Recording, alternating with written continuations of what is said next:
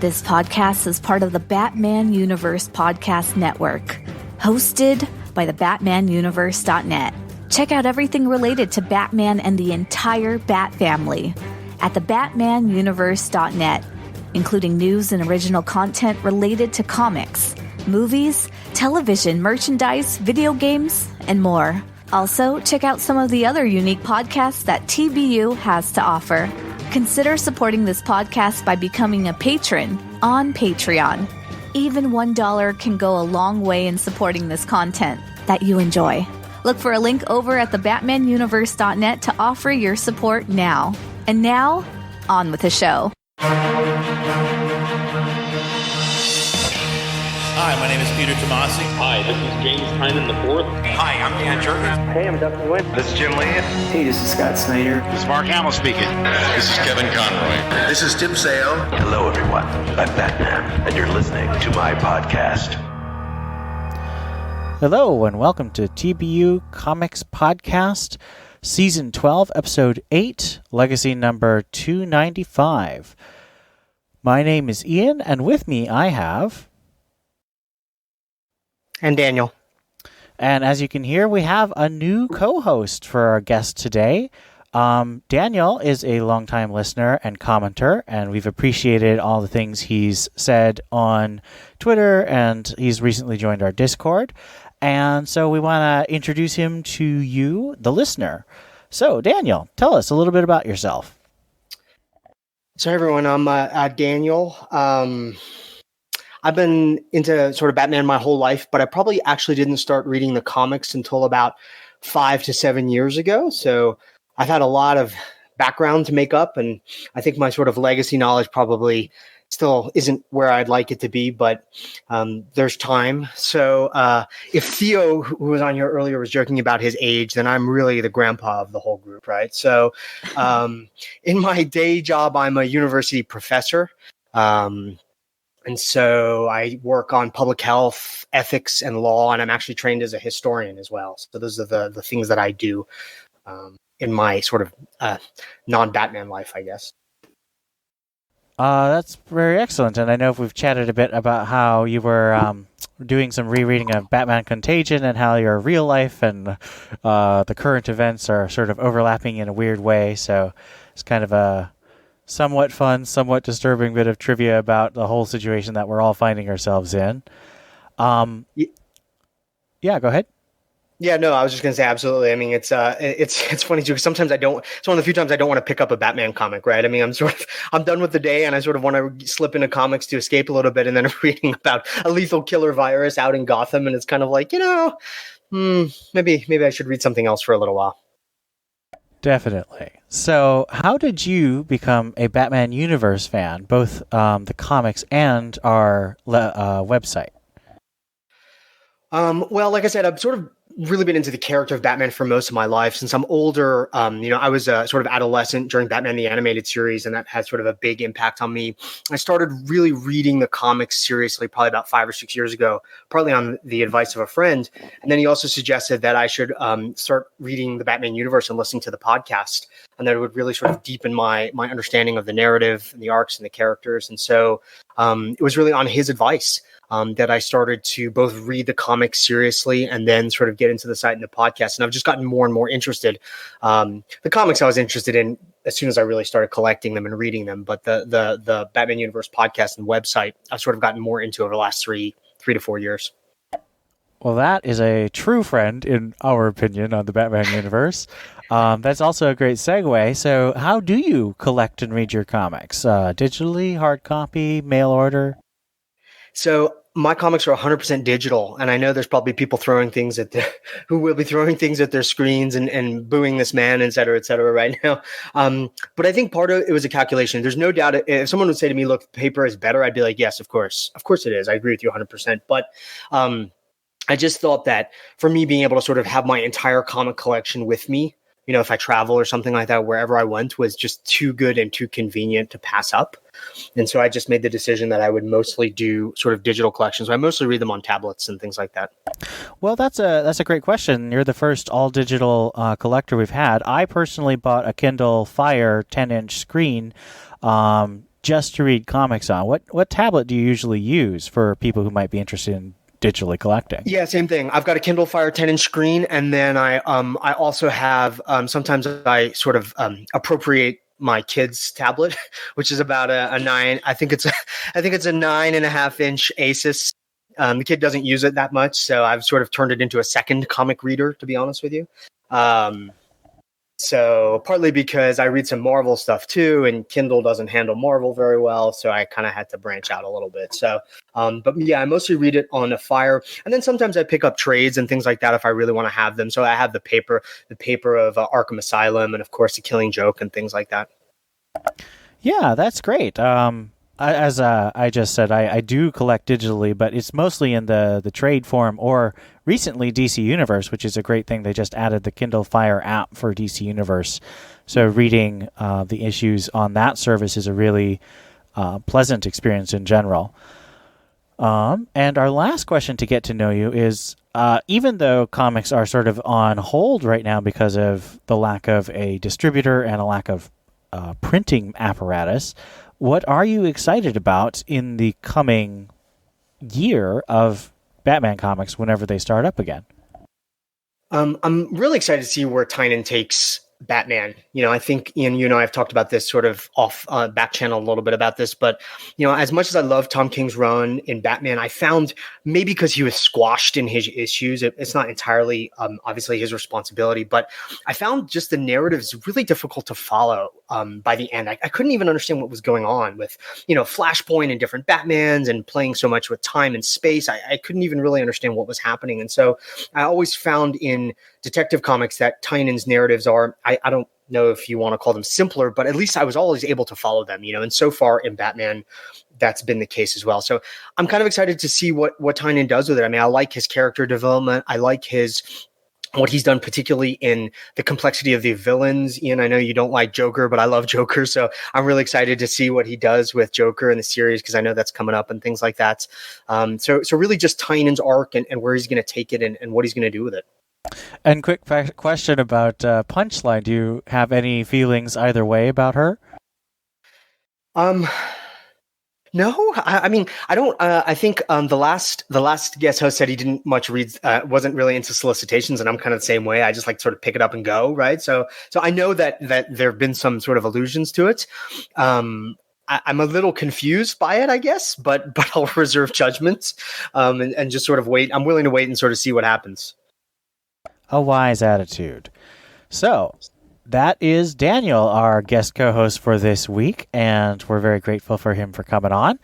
Today, we're going to be exploring one of the recent releases for DC's Black Label line, and that is the comic Harleen, written and illustrated by writer-artist Stjepan Sejic, and I believe he's Croatian. And I don't actually know how to pronounce his first name. I have listened to a podcast where he's pronounced it, but it didn't stick in my head. So I'm just going to say Sejic from now on to refer to him as writer and artist.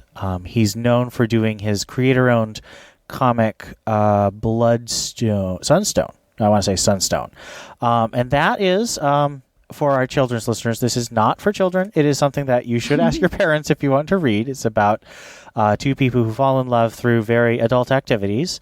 But he's got a lot of experience in both writing and illustrating. He did a really good run on Aquaman as illustrator for Dan Abnett a couple years ago.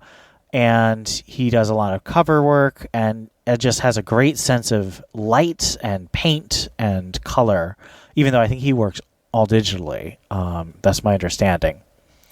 So Harleen is his Black Label reimagining of Harleen Quinzel's origin story as Harley Quinn, and it's the first in a proposed series by him exploring Harley's life. And we'll talk a little bit more about where the series could go as we go on. But even though this is, I would argue, a satisfying story by itself, it does clearly have setup for future stories.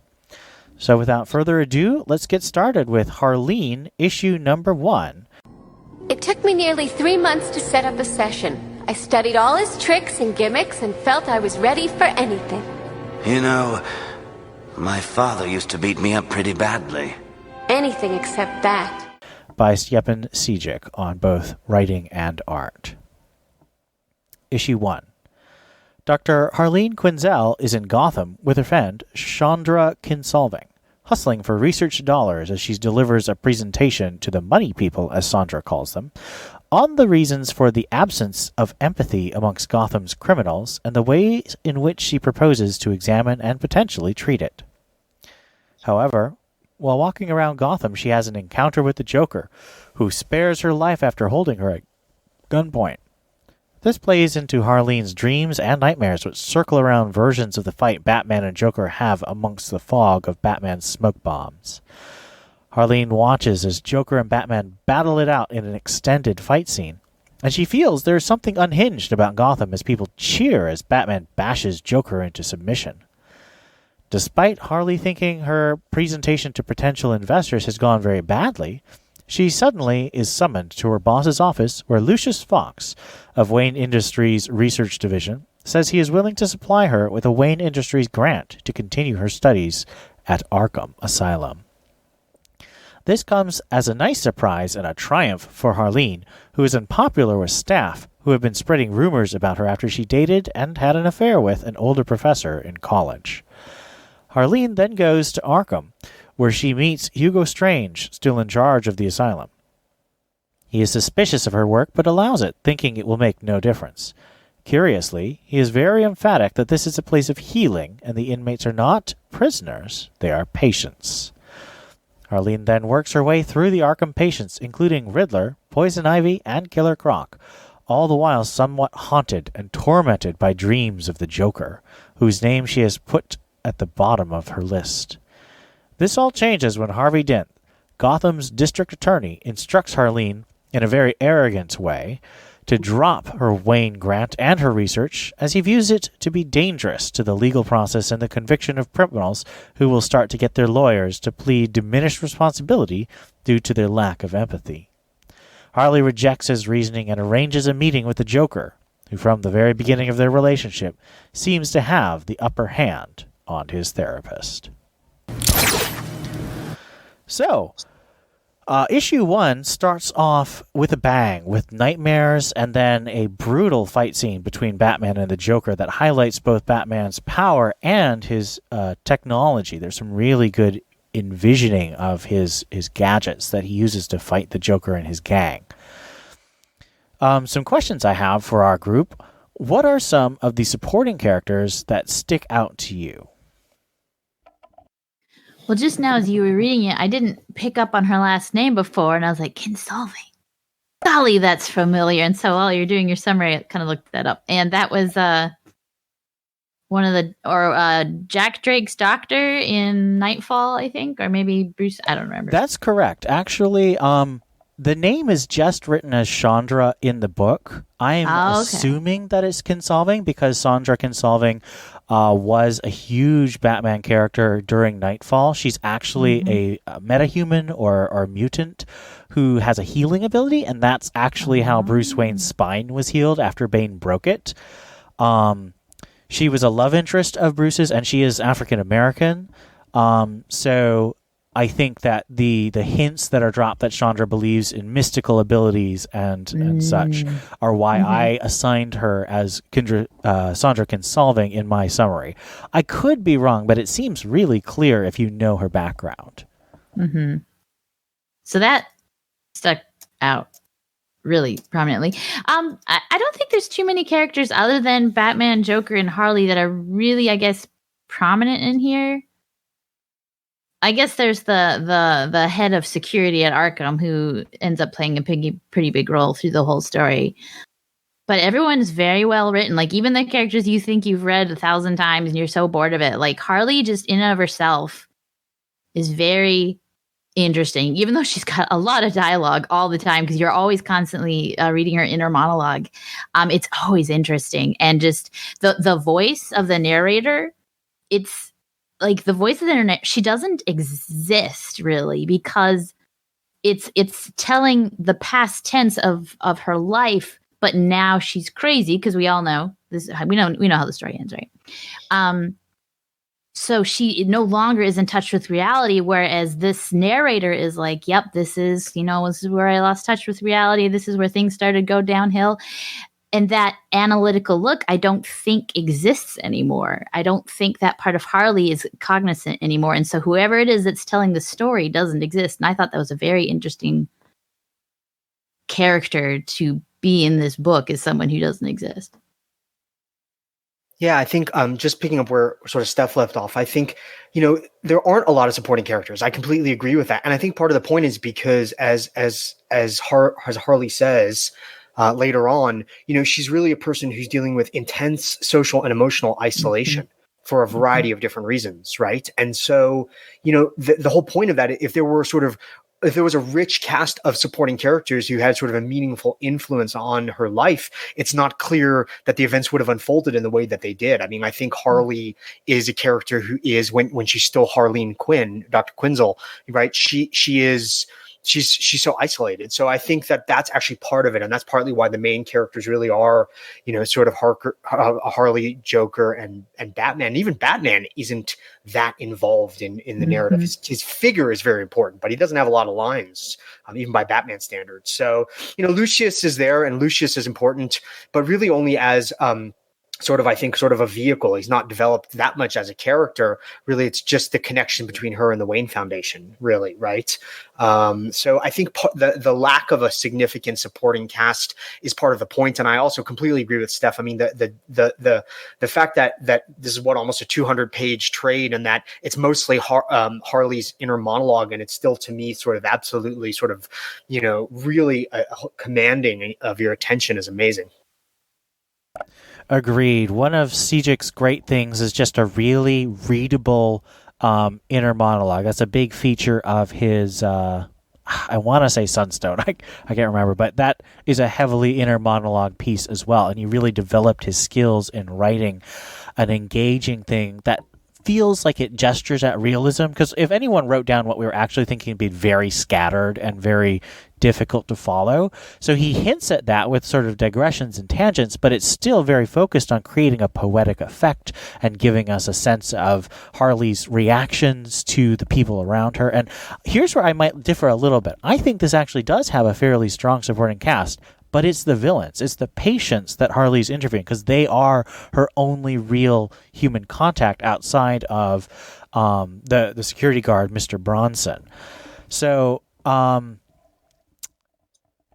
think that isolation is really effectively built up. We feel isolated with Harleen in this story. I think that one of the things that Sejik does through that monologue is he brings us close to her feeling. He brings us close to her perspective really effectively in a way that I think is not manipulative, but is very honest artistically. So I really like that. I do want to mention, I just really like the way he draws Lucius Fox. It's a very vigorous and different portrayal. I think we sort of see Morgan Freeman as Lucius Fox ever since Batman Begins. But this is a very different portrayal, and I would love to see, miniseries based on many characters in this, from Chandra to Lucius to, all these different figures. And I think that one of the things we're going to see is that he is going to develop some of these characters, particularly Poison Ivy. He wants to do at least a one-shot about her in preparation for Harleen Volume 2. Just a quick side note about the art and how it relates to the characters is there are no ugly people in this book. Lucius is very Lucius, if I could use that as an adjective. He's very handsome. That's true. And it definitely, in the choice to make Joker, and I don't know if this is spoiling any of your questions later, but the choice to make Joker so attractive is probably a lot to do with, since this is Harley narrating it, all this is through her point of view. And so that's how she sees him, whether or not he really is like that. Like, he's the one drawing her into his world. I mean, if you think about the actors who have played Joker, now Jack Nicholson was a very different choice, but Heath Ledger and Jared Leto, however you may have thought of Jared Leto's behavior as a person, they're both extremely attractive actors. That's true. So I think that a lot of work was done to make them unappealing in those movies, but if they'd gone for a different look, they could have played a Joker that was as, just animal magnetism as this Joker. Mm-hmm. So, go ahead, Daniel. Yeah, no, I was just gonna say I completely agree, and I think it's a great point that sometimes you forget because you get so wrapped up in Harley's narrative, you forget that it is through her eyes, and that you are seeing the Joker the way she sees him. And I think that the choice to make him so charismatic and so attractive is fascinating. And yeah, I mean, I think I know we'll talk more about the art, but the richness of the art in drawing the real sort of attractiveness of the characters is quite amazing. Like I was like, yeah, there's I mean, their relationship it's central. It's supposed to be, and that really sort of came through in the art. And I think that's hard to do. So a question I have is, as Steph alluded to, we all know how this story ends. But in this first issue, do you feel like Harley has a way out, or do you feel like it's determined that she is unalterably locked into her destiny as Harley Quinn once the Joker has seen her?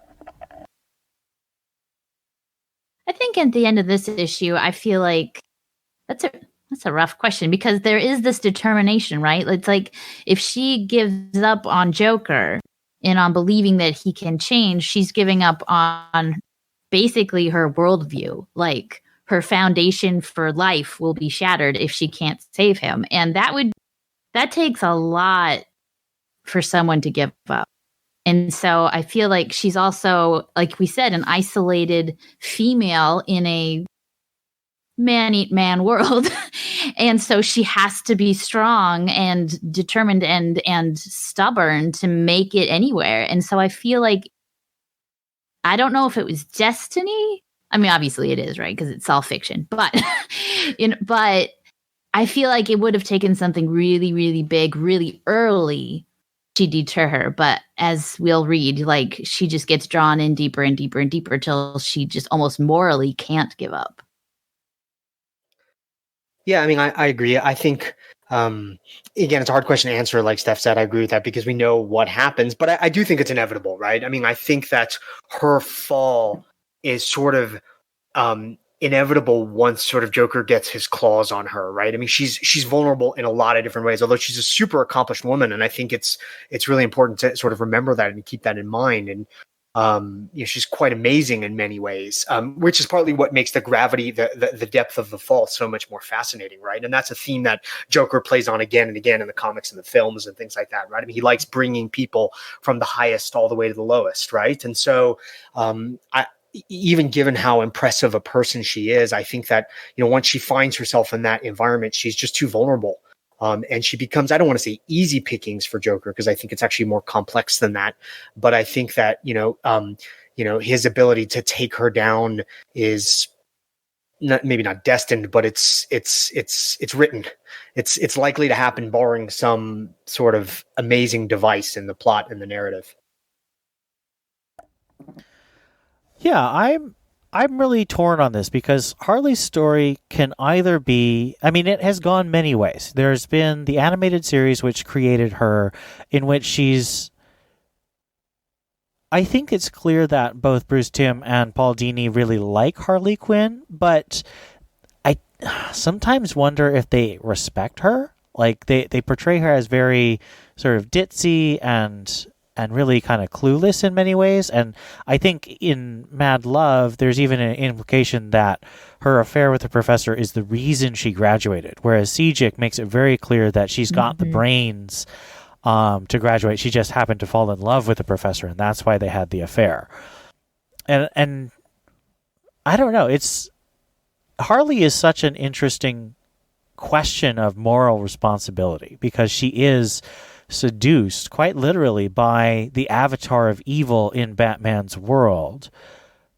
But she's also become such a big character that she makes many of her own choices, and so many stories, including the recent Birds of Prey movie, are all about her trying to break free from the Joker with varying degrees of success. And I will be very interested to see what happens with Harley in future volumes, hoping that this gets one. I mean, it's certainly sold very well. To see if he has her make choices, because to me, it feels very determined. There's such a web of forces against Harley. It doesn't seem like she really has a realistic way out that doesn't end with her in despair, just with her life meaning nothing to her.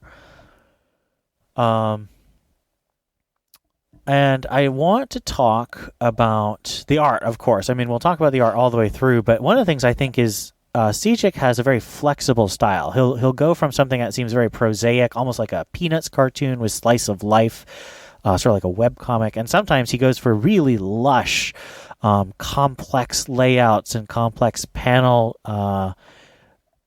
arrangements on the screen, or a big splash page where there's just so much detail and texture to the way he draws. What do you think the art means to you in this chapter? Well, two things. My big takeaways, one from this chapter and one just kind of throughout the whole thing, is one thing I think DC, especially DC movies, really struggle with is telling an intriguing, interesting backstory without bogging you down with it somehow.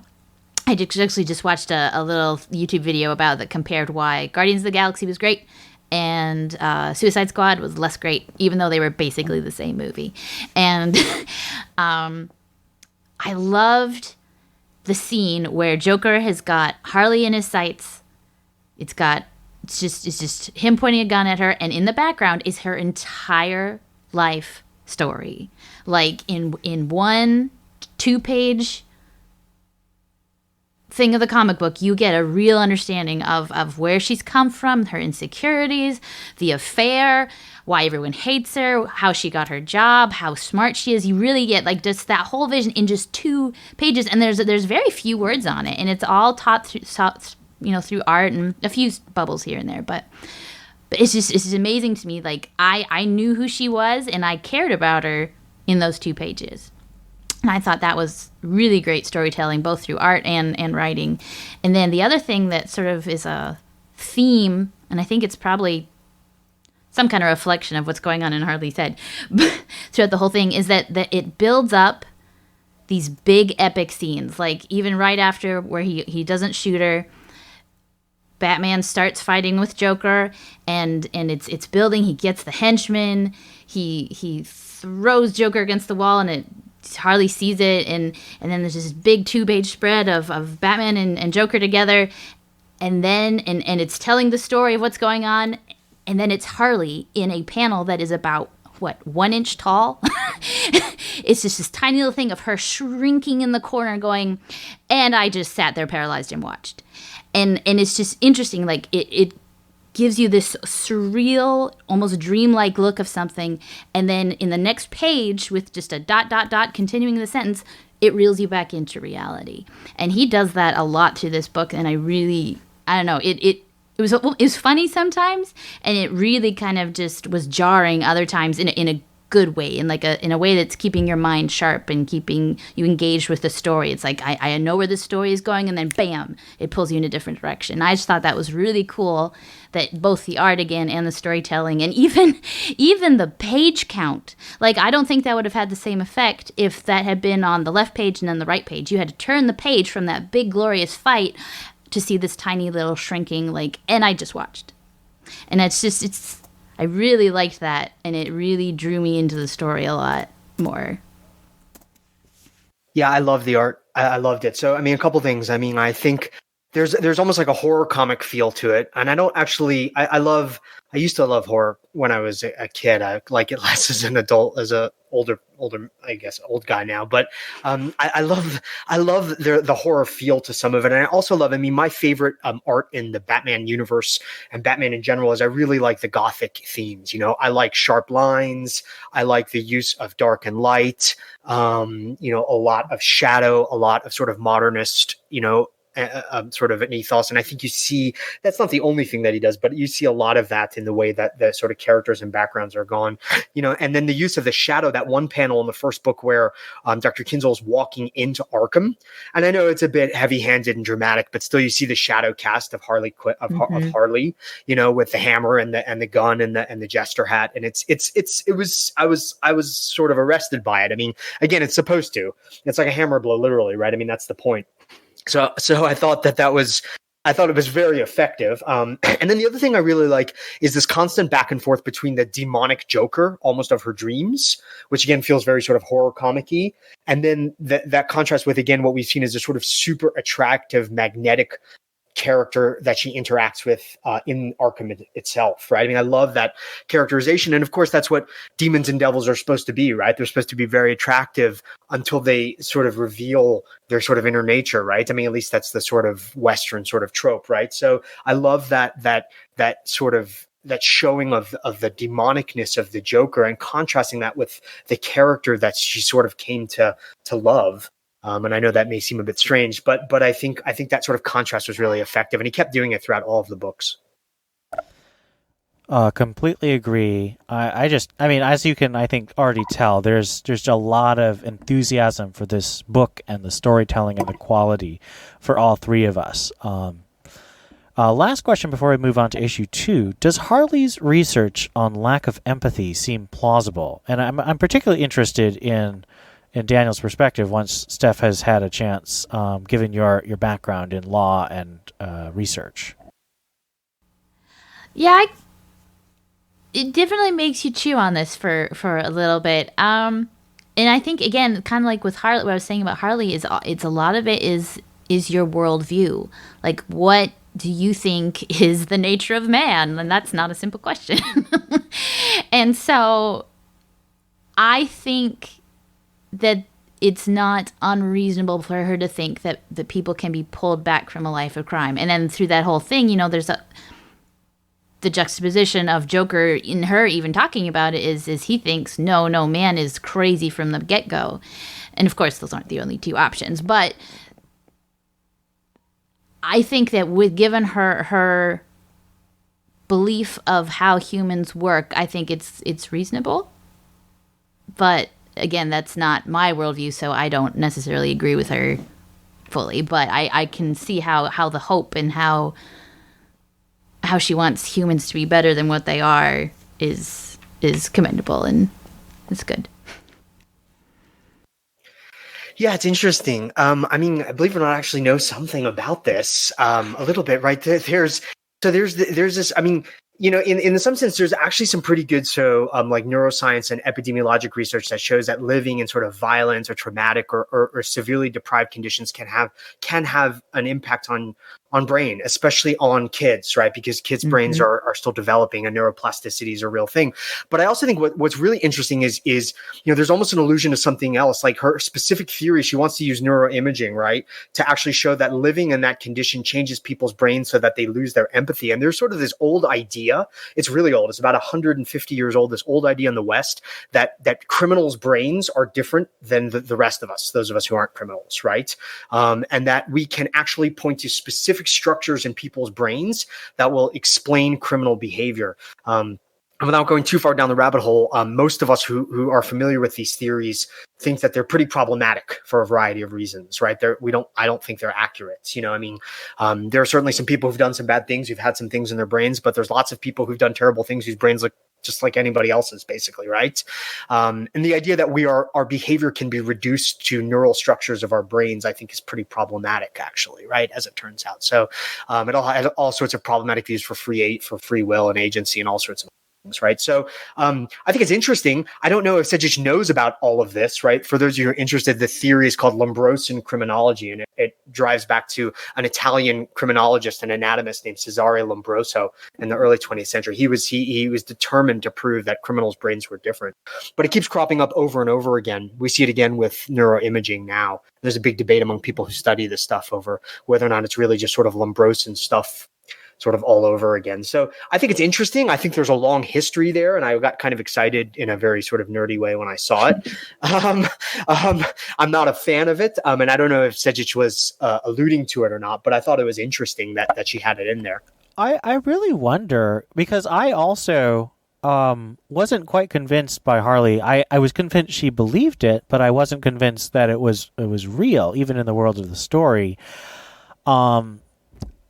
Do you think that her starting from this potentially deeply flawed foundation of a theory is sort of a really key step on the way to becoming Harley Quinn? Well, it's definitely the key to her obsession with helping Joker. I don't know if that's the only thing. I think her personality, like a lot of what boosted her indignation and her anger about how Joker was treated was how Batman, treated him and thought about him, even talked about him. So I think maybe her stubbornness was maybe part of it, but I've totally lost track of what the original question was. Oh, would yeah. So I think everything that she is.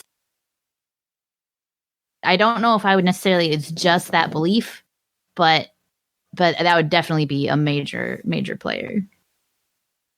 Well, one of the interesting things, Ian, to your question is if it's her fault, then it's also Lucius and Bruce's fault because they fund it. So that's interesting. There is a desire to believe that you can tell that a criminal is a criminal and that possibly you can fix them. And one of the things I do hope that CJ delves into in future ones is hopefully he'll give Harley some moral agency and we'll come to see that you have to want to change. You have to want to become better. You can't become better through a regimen of drugs and behavioral therapy and electroconvulsive therapy, which they explicitly mention. You have to want to. You have to have a desire. And the same goes for an addiction. It goes for anything. And so one of the things I really like about this whole series is the moral quality of it. There's a real sense of good and evil that's not, I would say it is black and white, but it's not easy. It's not simple to live the good life in this world. So let's take a look at that difficulty in issue number 2. Daniel, take us away. She was assigned to the clown himself. Dr. Quinzel. I live for these moments with you. What do you got? Got you a kitty. So thoughtful. She thought she was curing him, but she was falling in love. There is something you could do for me, Doctor. Anything, yeah. Okay, book 2. Harleen is continuing her interviews with Joker, trying to ascertain how and why he became the monster he is, but she feels he is feeding her lines to fit her hypothesis. Meanwhile, Gotham is turning into hell as Harvey Dent's face is destroyed by acid on live TV by a criminal he is prosecuting, and cops turned vigilantes kill the criminal, only to then, in turn, be apprehended by Batman. Joker's words in the interview that Gotham is filled with people barely containing suppressed rage start to haunt Harleen's dreams. She then goes to the Gotham Police Department for an appointment with Commissioner Gordon, as she wants to begin interviewing the police officers to test her theories, but Gordon warns her the whole department, including him, is on edge, as suspicion is focused like a laser on the police following the executioners announcing they were police officers. Harleen watches one of the cops Batman apprehended ranting behind glass, and remarks to Gordon it's not the first time she's seen this. She tells Gordon she needs to ask Batman something, and he allows her to wait throughout the day before Batman arrives at the call of the bat signal. Harleen asks her question to Bats, which is, does he think they can be helped? He responds that the reasons he doesn't kill the supervillains, the Jokers, and the Killer Crocs, is because he doesn't want to give up on them or himself. He hopes there is hope for them. Noticeably, Harleen is already struggling to call the Joker Joker and not Mr. J. Back at Arkham, she takes another run at an interview with Joker. He immediately shortens her name to Quinn, which she allows. Joker then talks about Batman's role in Gotham, according to him. He also says that Batman will one day cross the line himself and become a monster too. He also lays some charm on Harleen, giving her vivid bad dreams, while behind her back, Joker has gotten access to her reports. Harleen is starting to disintegrate mentally as the effects of Joker's charms and his insidious mind games work their spell on her. Ivy notices that Harleen's hormones are elevated, curious to know if it was caused by her. She is sneaking into the maximum security ward at night to watch Joker sleep, and it's all downhill from there. Meanwhile, Harvey Dent awakens in a hospital and he realizes the extent of the damage to his face, and quite possibly his mind. At a press conference, he goes crazy and then reveals to the world his face beneath the bandages and rants about the monsters that infest Gotham and how the executioners were the only correct response. Harley then goes to Joker with the one question she notices nobody has asked. Does he feel remorse for the lives he's taken? He responds, but the answer only drags her further into his web, switching the perspective of the doctor-patient relationship. She then releases Joker from his restraints and, playing a game of her own, confesses she cares for him and allows Joker to call her Harley. So, this version of the Joker is clearly very based on Alan Moore's take in The Killing Joke, most famous for the concept of one bad day. However, Joker doesn't just create one bad day for Harley, he creates 5 entire months. Why do you think the Joker wants to seduce Harley? Because he's bored? Because he's Joker? Because he thinks he can get her out? Why does Joker do anything? I don't know.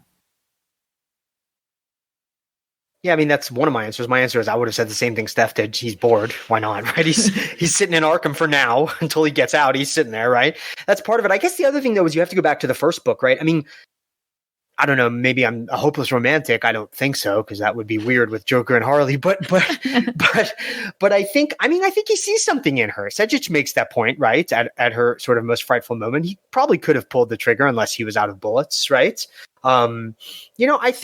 I think it's not, and I think that's part of what I can't say for others, but people who like Harley, I find the relationship that she has with Joker fascinating, and vice versa. And I at least want to believe that he is sort of drawn to her as well. I think that's interesting. I mean, you don't have to agree, although I think there's plenty of evidence for that in the stories and the narratives, right? But I think I think it's interesting to think that it fits the complexity of the character of Joker too. That once in a blue moon, he actually finds someone who he's sort of drawn to and attracted to other than Batman, right? So, I think maybe a combination of boredom and genuine curiosity and maybe some attraction. Yeah, I'm going to take a slightly more maybe spiritual would be the way you might describe the way I'm going to approach this. I mentioned this in the first section that I view the Joker as the avatar of evil. He's very much a demonic figure. And I would say that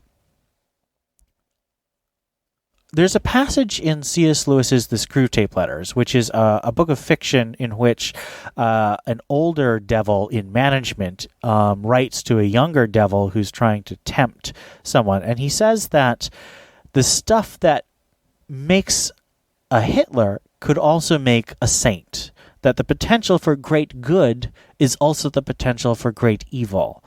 And I think that, for me, that's why Joker pursues Harley, because he sees the potential for great good in her, and he wants to corrupt that because it's more attractive. And I think that's why the Joker is so obsessed with the Batman and with James Gordon. I mean, The Killing Joke is all about him trying to seduce James Gordon to becoming a murdering madman with a nihilistic worldview. And he does the same thing to Batman. And I think that's because both James Gordon and the Batman are so determined to be good. And they can be, if seduced, so effectively evil. I mean, we recently had Dark Knight's Metal, which showed literally hundreds of versions of Batman who had gone evil and had destroyed their entire worlds just because of the potential for evil that was contained within that potential for good. So I would say that. I do think there might be a slight flaw in my theory because we love Harley. I mean, at least I do when reading. I spend most of this book just pleading with her in my head to not do this because she's going to become a monster. I mean, we see flashes in this of her just brutally beating someone who really doesn't deserve it to death with a baseball bat as Harley Quinn in a flash forward. So even though I think a lot of what she does here is very, I wouldn't say she's necessarily crossed that line. Clearly she will cross that line. She will become a monster. but we don't really see her doing great good. She has great ambitions, but she's so isolated that she doesn't have those moments where she can make the world a better place. It's all potential. So that'd be my take on why Joker spends so much time on Harley. And of course, I think the fact that he is bored is true. He wants something to do until he breaks out. But I think that he chooses Harley instead of, say, Chandra or the prison guard because she has a unique innocence or a unique quality of goodness that he wants to corrupt because it's that much more satisfying. And that's what makes him, to me, all the more evil and chilling. We have here a more thorough look at both Jim Gordon and Batman. How do you think Sejik's characterization of these two mainstays of the Batman universe work for you? Well, again, this is all through Ivy, good grief. It's all through Harley's eyes. And so they're not, they give, or at least Gordon, helps her sort of either flesh out her philosophies or gives her something to think about. Like, they're not dummies or anything, but they're, I don't know what to call it, isolated, non-human, I don't know. Like, they're almost just like information banks. And I don't think that's a saying that Sejik's written them badly. I think it's sort of meant to be that way. They're distant. Maybe that's the word I'm looking for. They're kind of distant, and it's a good way for her to like talk things out and think about things. But in the end, like she's still staying the course of her philosophy, and she's just going to pick out the things that support basically saving Joker. So even when Batman basically says Joker is a hopeless case without saying Joker is a hopeless case, she just is so upset about it. Like, she wants to have nothing to do with Batman or the things he has to say. So they're very, she just doesn't want to hear what they have to say, but wants to hear what they have to say just in case it matches what she wants to hear. I like that. It's true of most of us, I guess, right? I mean, I think. Yeah, I know, right? I'd love a sandwich. Thank you. I was like, what are you saying, Steph? Right? I mean, I think, I think that.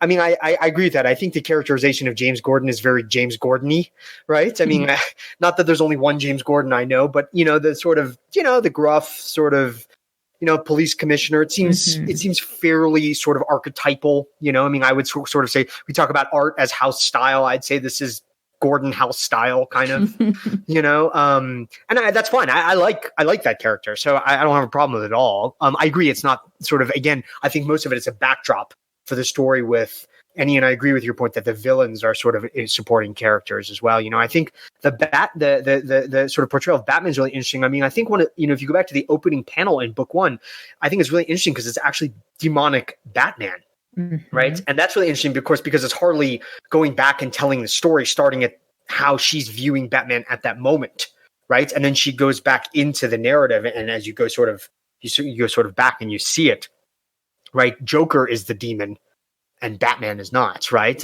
And I think that sort of that juxtaposition is kind of interesting. But I agree, he's pretty, sort of stolid, sort of typical Batman. I don't think that drawing the full complexity of his character, at least in the first and the second books, is really much of the point. I think he's, he serves as sort of an important source of that answer to her question, which is important for her. But I agree with Steph that, it's really only important to the extent that Batman would say what she wants to hear. And to the extent that he doesn't, that really is going to actually push her further away and further down the road to Joker. I agree. I think that Batman in particular is kind of a static character. He's most interesting because of the different perspectives we bring to it. We, of course, generally come to Batman and think he is a hero. He is a shining beacon of hope, turning pain into salvation. But Harley sees him as terrifying, as I think we're supposed to see Batman as somewhat terrifying for the normal citizens. And I think that's an unintended side effect of him trying to scare criminals is he also can scare the very people he's trying to save, which, as a side note, is one of the reasons I think Robin is such an important character, because he's a grin in the dark leading people to safety. However, I really like this Jim Gordon because he's so just decent at the core.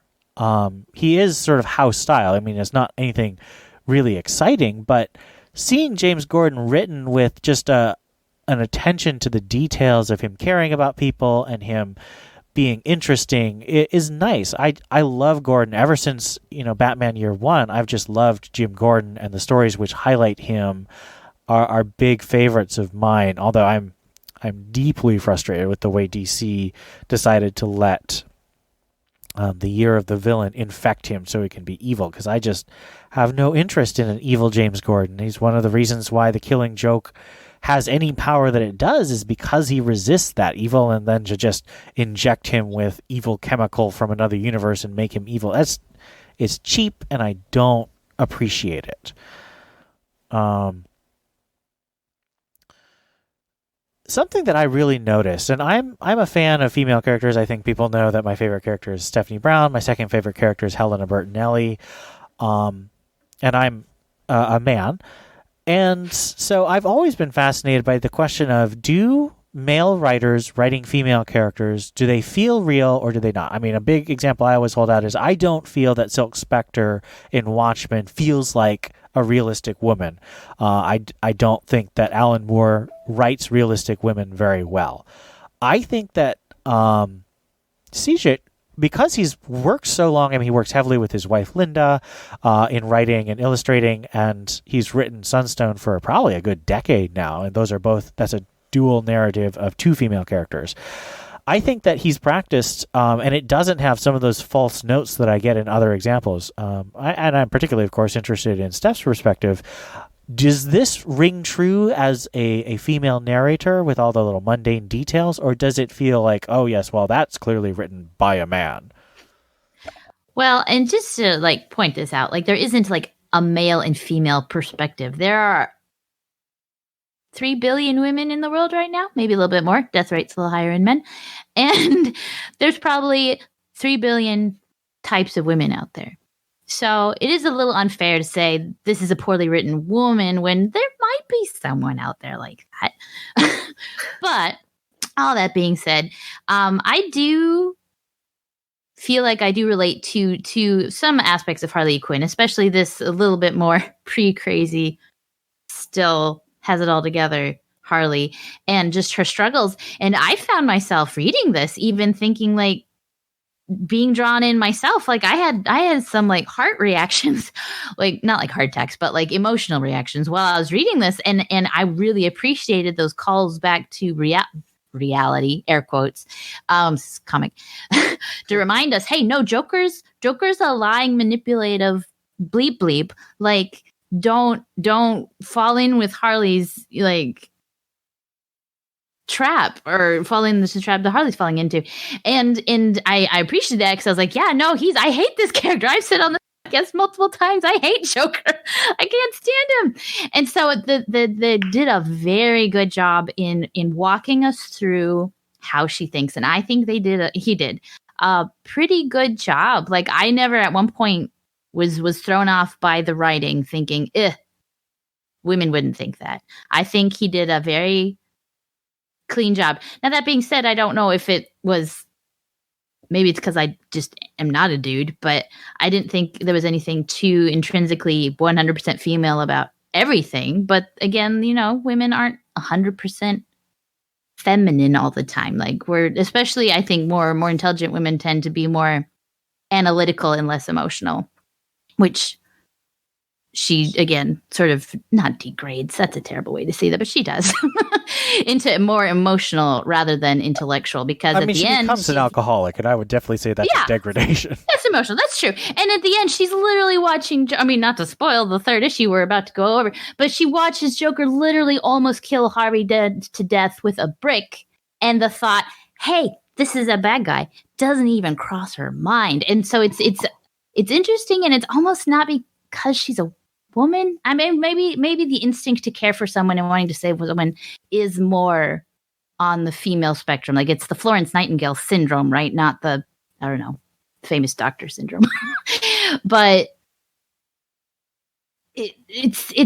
I found it relatable and almost too much. And I think he did a very good job. Just sort of nutshell answer your question.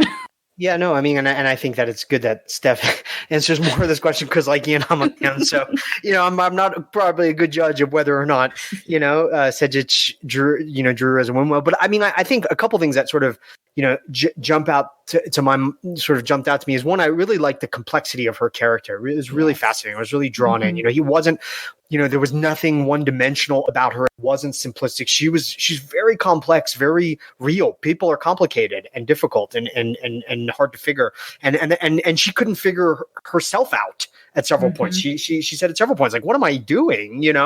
And I found that sort of very sort of accurate, maybe not sort of gendered feminine. But the one thing that did jump out to me was feminine was how much the sort of her trauma, right, in the sort of shaming of her sort of her sexual relationship with her professor, how much that kept coming up, right? It had so much to do with her social and emotional isolation at work and in general, and it really had an impact on her. And I mean, I think that not by the way, as a professor, let me just say that those kinds of things are completely unethical, right? So let me just make sure everybody's clear on my position on that. But that's not what I'm talking about. That doesn't justify the fact that a professor ought never do something like that. Well, and the fact is the consequence is falling on Harley, not on the professor. Exactly. Where I think I was a professor in a previous life, and so both of us would say that if that happens, the professor should be the one who bears the consequence. Of course. But instead, it's this poor student who has so much less power. Yeah, she's shamed and traumatized for being a sexual creature, which we know is something that women have to deal with a lot, to be honest with you, right? And I think that that's important, and it's important that I think he blows that up as such a significant part of her backstory and her origin. That doesn't necessarily mean that he's writing her well, but I think that's real. It's important to think about those kinds of things, the way that patriarchy is operating in creating the villain of Harley Quinn. Yeah, 100%. And as I think I may have already revealed, Harley never felt false to me. And I agree with Steph that there are 3 billion different ways to be a woman, but I also think that there is generally a difference between the way men and women think. And of course, there are exceptions to everything. But there are some examples like when you read something from Game of Thrones where George Martin is writing as a girl, and he just starts describing how she sees her own body, and it's very pornographic. And that to me never felt real. Like, I don't feel like most women think of their bodies in a pornographic way as to what will attract a man. So that's something like a very specific example of when I think a man tends to fail writing a woman. And sure, maybe there are a couple women who do feel like that, but that doesn't seem very representative. I don't know. Again, I don't know how men feel because I'm not one, and I haven't read that many books. But a lot of the stuff that he talks about, like when she's doing her makeup, or no, I guess that's the next one. But when she's looking in the mirror, seeing like what did Joker see, like, and she has this what was a really nasty thought. Oh, right, that it really appealed to her that she was too beautiful to die. And then that guilt that just, she's like, and then that guilt of even that, having that thought consumed her like however long after. And just that kind of the weight of feeling guilty about feeling a certain way is something I feel like I, at least as a woman, can relate to. And like you said, the ostracization, and I don't think it's fair to say the professor had no consequences. We don't actually know, I don't think, what happened with him. But it is unfair that even just the emotional fallout from that just followed her to her job, and how she was never able to let that go. Whereas if it was a professor, again, I can't really speak, but I feel like, he got it on with a younger woman. I mean, he probably gets high fives, at least from some people, whereas she's being ostracized. And again, that's assuming about a situation that didn't happen in a fictional book. But come on. And yeah, it's just, I did feel like he did a very good job. And it was, as a woman, I did find it relatable. And like I said, I was emotionally tracking with her as this was clipping along. And something you said in your first response about wanting to save someone reminded me of a less successful version, at least for me, in Daredevil Season 2, the recent Netflix series.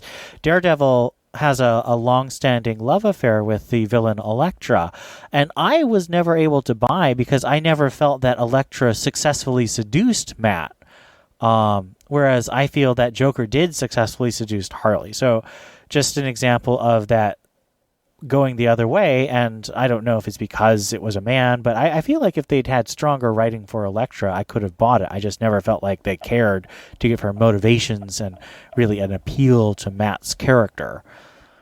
Some people think that when you give a skin-tight suit, you don't need to write them that well. Yeah, I can understand that for having a one-night stand. I can't understand that for like a motivation for a tragic romance.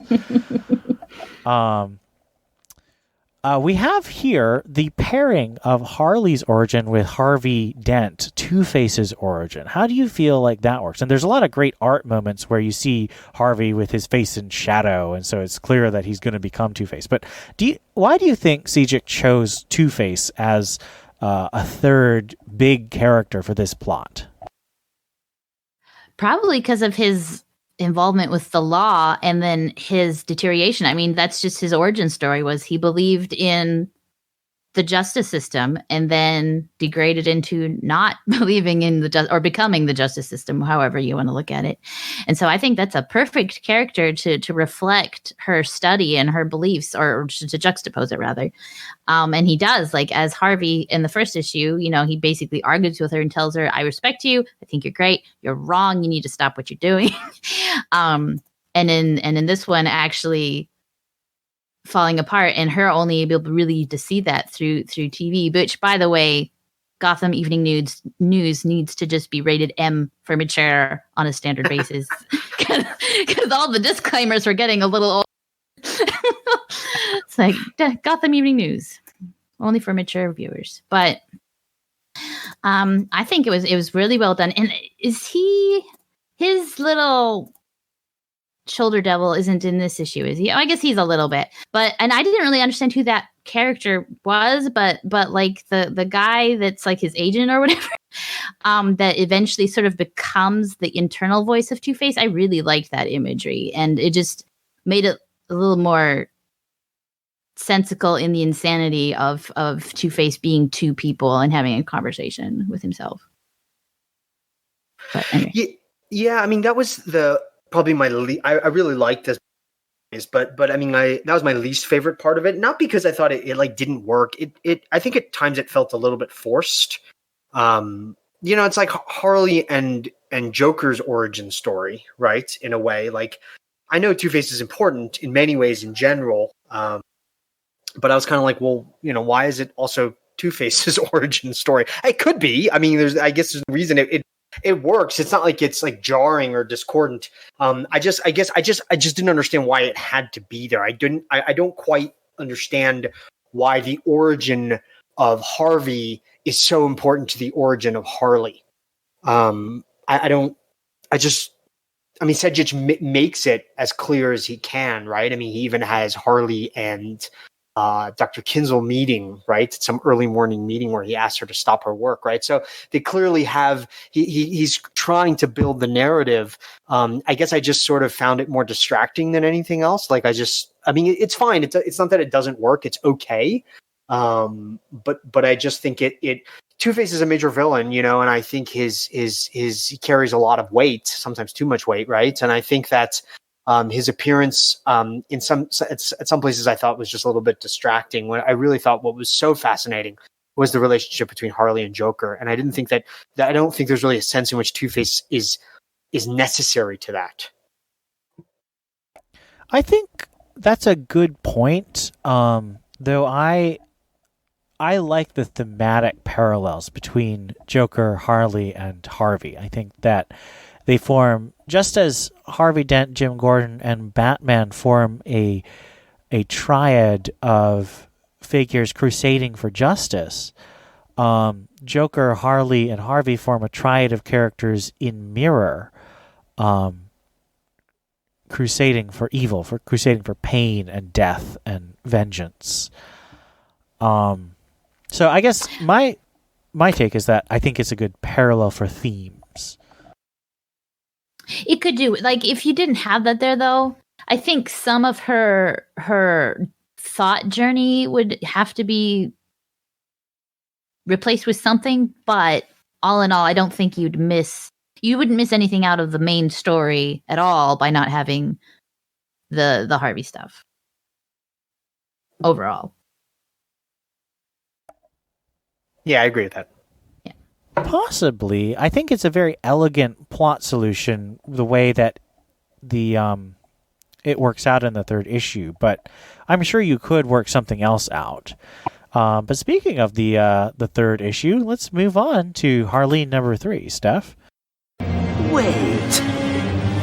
We can't let everything we have be ruined by a silly misunderstanding. And just what is it that I'm not understanding? That we're two of a kind. That you'll always come back to me. Yeah, I guess I do, don't I? Dr. Harleen Quinzel is harboring vivid dreams of her patient, the Joker, as she begins to fall almost literally under his spell. Against her better judgment, she is covering the camera during her sessions with the Joker, which are now taking on a physical dimension as they openly flirt with each other during their sessions. Meanwhile, across town, Harvey Dent is trying to recuperate from his wounds, but he is haunted by hallucinations and his sanity is definitely in the balance.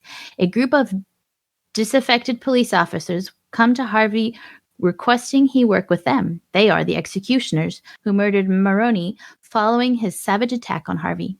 He flips his coin, his sanity slipping into the bizarre Two-Face routine, and decides he's in.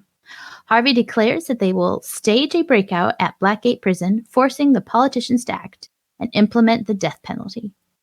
In their sessions, with Harleen touching Joker's arm, he no longer wears his restraints in their sessions. He explains what it is like falling into the chemicals, explaining his body is numb, and to feel anything the touch has to be intense. Harleen thinks Joker is opening up to her, but she also is getting sexually attracted to him and is dreaming of him. Batman comes to interrogate Joker over a matter, and Harleen angrily sends him away. Caught up in her emotions, Harleen dresses for a date and then goes to the Joker's room and has impulsive sex with him. She dreams afterwards of saving the city of monsters with him.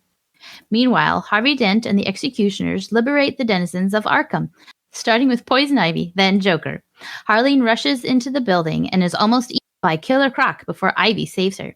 Harleen then runs into Harvey Dent, now fully psychotic, and tries to talk to him out of shooting her. Harvey reveals a backstory with the Joker, revealing how he has lost faith in a system that is no longer able to kill Joker, only imprison him so he can escape and kill more victims. He wants the sword of justice to be swung. Harvey is determined to kill Harleen, even prepared to cheat his coin system, but then Joker appears and hits Harvey with a brick to the face, only stopping when Harley begs him to. Mr. Bronson arrives and is prepared to shoot Joker, confused as to what has gone on. Harley grabs Harvey's gun and in a moment of panic shoots Mr. Bronson through the head. At that moment, Harleen basically loses her last grip on sanity and becomes Harley, laughing maniacally with the Joker about how funny and absurd it all is. They fall into each other's arms and she declares if he can be the Joker, she can be his Harlequin. In the Batcave, Bruce reviews the files and finds that Joker has manipulated Harley, feeding back to her own research into sound bites, and he feels responsible as he funded her work. 4 years later, Harley in her full costume is lost in the Joker's world, having taken too many tumbles and a lot of laughing gas. But there's still one small last lucid piece of her that thinks the night must end. So, let's start at the beginning. We have, near the beginning of this chapter, the sex scenes, the sexual relationship between Harley and the Joker. And that's not always the case. There are some times where it's played off as almost an obsessive stalker's crush that Joker grudgingly puts up with. That certainly is the way that the animated series seems to play it, because they don't obviously want to go into a sexual relationship on a kid's cartoon. But this has a very mutual sexual relationship, and as is fitting for Black Label, although I appreciate that it was kept relatively tasteful. It was never the same level of gratuitous nudity that Batman Damned delved into. But it was still quite sensual. And my question in terms of plausibility is the Joker does not care about other people. The Joker is a sadistic, murdering, incredibly selfish, narcissistic sociopath. Does it make sense to you that the Joker could maintain a facade for 5 months? Now, obviously, he wasn't doing it the whole time, but for 5 months is the whole stretch that he had to pretend to be this person who fell in love with Harley and could make love to her in a way that convinced her that he wasn't just being a selfish person, that he did love her. Because I think that this version of the Joker could, but I'm not sure that fits with most versions of the Joker. What is your take on that, specifically sexual and emotional play acting that the Joker does for this long? Well, I mean, the thought of Joker even taking his shirt off makes me want to throw up a little bit. So I don't know if I can answer the question. I get the impression that Joker is both so intelligent and so insane that I think sex to him would just be paltry, like mundane and boring. Like, I just can't imagine him even really enjoying it. Like, I feel like most of his entertainment is cerebral and painful for other people, sadistic, I guess. I can't imagine he'd even want to. All other versions of him, I guess. This one's willing to do whatever, but I don't know. I don't think so. I don't know. I guess maybe I'll sound a contrary note, right? Because, like I said, maybe I'm the hopeless romantic, right? When it comes to Joker and Harley, which like I said, is kind of weird. But I mean, I think I don't know. I mean, I think Sedgwick does as good a job of making it believable as he can, right? Like Joker himself is surprised. You know, like he is a total narcissistic sociopath. He's the avatar of evil. I completely agree with what Ian says, but also, I mean, I think though he's a symbol, I mean, I think the idea is he's still a human. I mean, like technically, literally in Batman universe, right? And so, you know, I think the idea is humans are humans. Even the monsters among us doesn't mean that they can't, you know, it doesn't mean that Joker couldn't be attracted to someone. I mean, and I think the idea is, at least as the sort of character of Harley has gotten more complicated since it was introduced in the animated series, right? The idea is that, you know, Harley does something to him that literally no one else does, right? And I sort of like that idea. I mean, there are other versions of Harley, as we've sort of mentioned. I sort of like this idea. I like that Sedgwick picks up on this one and sort of plays with it. You know, the idea that, you know, Harley sort of moves and sparks something in him that no one else does. And that also fits with her sort of insistence that she can save him, right? Mm-hmm. If she can see that, you know, she does something to him and for him that literally no one else does. And Joker says that, right? She lets him out of the straitjacket, and he's like, anyone else would be, what does he say, punished for their stupidity, right? By letting him out. But he's kind of taken with her. And I know taken can mean different things. I don't know if we can ascribe it to sort of love, you know, but you know, he's pulled to her. He's drawn to her. There's something in her. He doesn't kill her from the very beginning. And I think that Sedgwick does about as good a job of making that version of Joker credible as one could. Agreed. I have no, let me be absolutely clear. I have absolutely no romantic engagement between the Joker and anyone. The Joker is a murderer, and he is a sadist. He loves causing pain and killing. And and he's an abusive person to Harley. I mean, even in this as romantic as possible version of the Joker, he is manipulating and gaslighting and abusing Harley. And I don't think that I think that we can be emotionally engaged. I don't think it's wrong to be emotionally engaged in that, but I think that it would be unhealthy to hold that up as a romantic model. And I don't take Daniel for saying that at all. I think when I hear you say that, I say you're engaged. Sijich has done such a good job of getting us into Harley's head that we feel those emotions with her. And I'll spoil a little bit of my thoughts on where we might be going. Sijich has been very clear that he likes the relationship of Harley Quinn and Poison Ivy.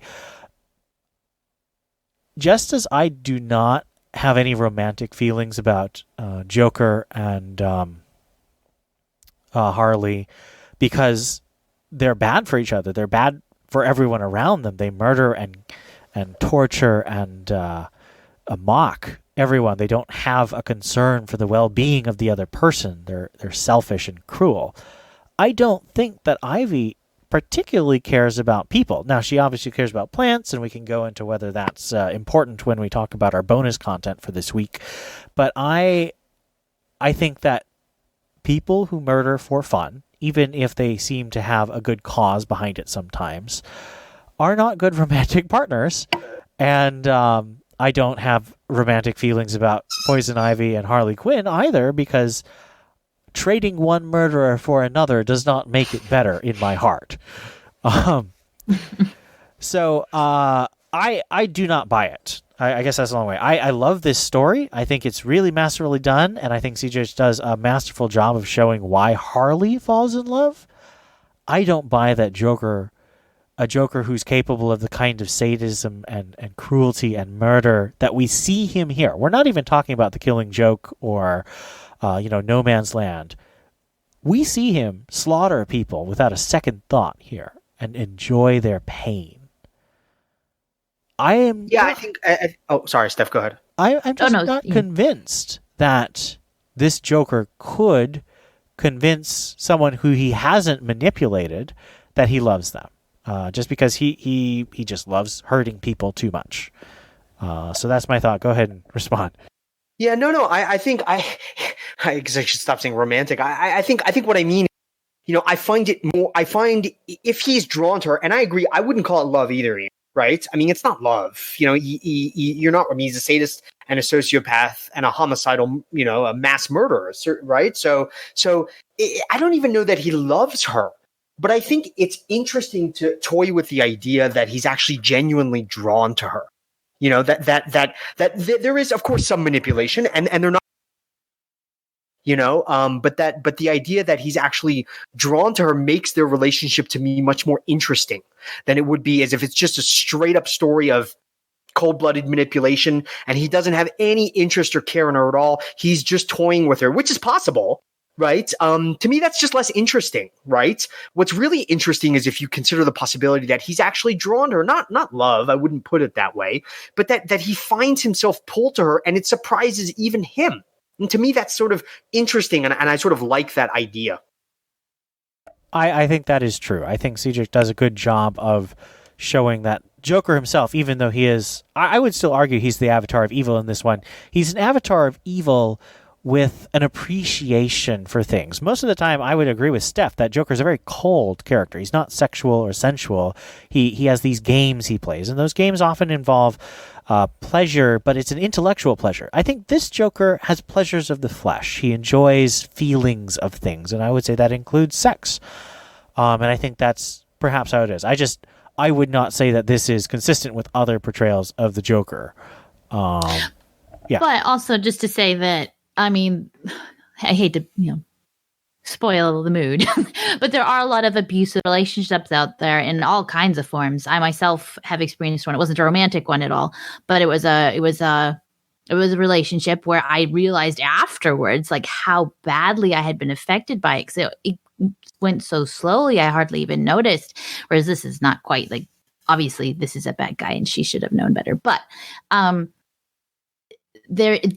people stay with their abusers, and the abusers stay with the people they're torturing. And I know sometimes that probably does involve something they may think is love. And so if Joker is that type of abuser, he may, again, like Daniel was saying, there is something about her that's keeping him around. He's not just tossing her out with the trash or killing her as a part of some crazy joke of his. Like he there is something about her that he wants around.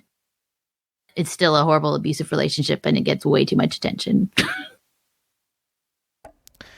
I really appreciate you guys indulging me on this discussion, but let's move on a little bit to the question of Bronson. So Harley's first act that she feels she can't take back.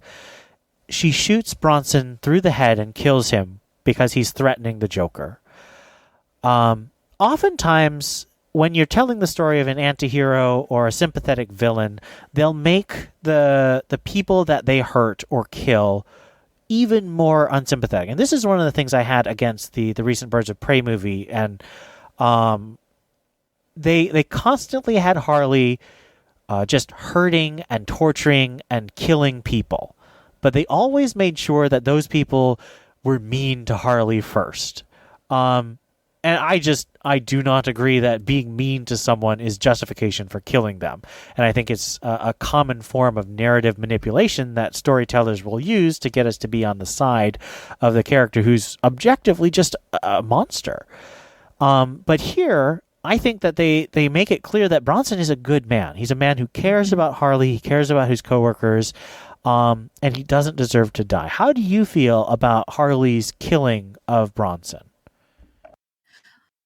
Well, it was almost foreshadowed a little earlier. Was it when he barges in on her and Joker during one of their dates, whatever.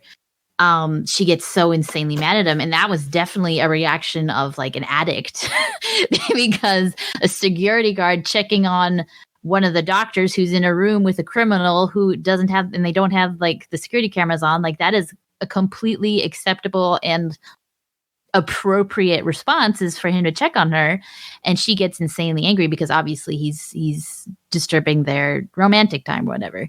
And so I don't know if necessarily if that was foreshadowing his death, but you knew something more was going to happen. And I think absolutely agree with you. He was a great guy. He's giving her advice throughout the whole thing. He's, they're never really friends, but you understand why. It's because he's lost so many friends to the Joker. He just doesn't want to have more attachments, but he's always looking out for her. He gets her coffee. Like never does he do anything that makes you even dislike him as a human. And then she kills him. And it's like, 100% no, Harley's in the wrong. This was completely unjustified. Like, this is a security guard. He probably would have just hurt the Joker and made him, disarmed him, basically. I don't even know for sure he would have killed him. But yeah, Harley is definitely in the wrong in this one.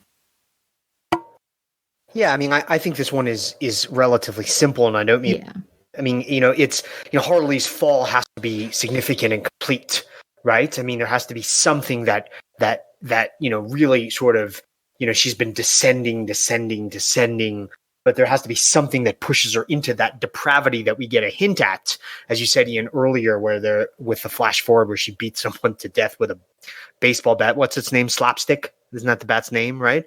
It's a little label on there if you go back and look at it. So yeah, I mean, I think that's what happens. I mean, I think Bronson is fundamentally a good and decent person, which is amazing to be in Arkham, right? And to remain a good and decent person. That's pretty remarkable in the Batman universe itself, right?